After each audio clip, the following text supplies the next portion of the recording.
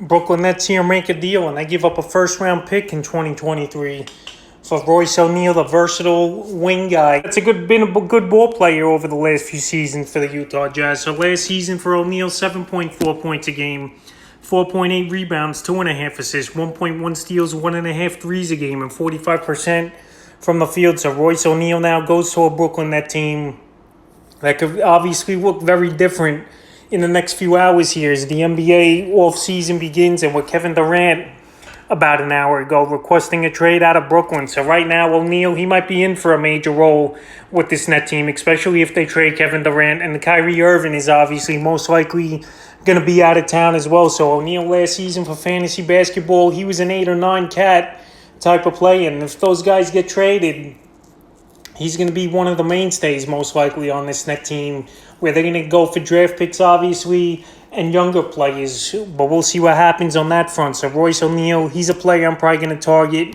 anywhere from the 10th to the 12th round in fantasy leagues, towards the back end of your draft.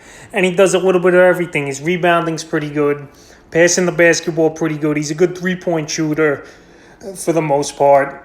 And he's very versatile as well in fantasy basketball, qualifying at shooting guard, small forward, and power forward. But right now, Durant requesting the trade after this trade went down here, which I don't think the Nets then would have gave up a first-round pick to get Royce O'Neal on the team here. But if they do trade Kevin Durant and Irving, they'll get a lot of first-round picks back, I would think, here. So Royce O'Neal gone from the Utah Jazz, and I could see the Jazz trading Mitchell and Gobert as well and blowing it up as they try to rebuild in the next few seasons. So O'Neal going to the Nets here, and we'll see what type he has for fantasy basketball and the Brooklyn Nets entering the 2022-23 season.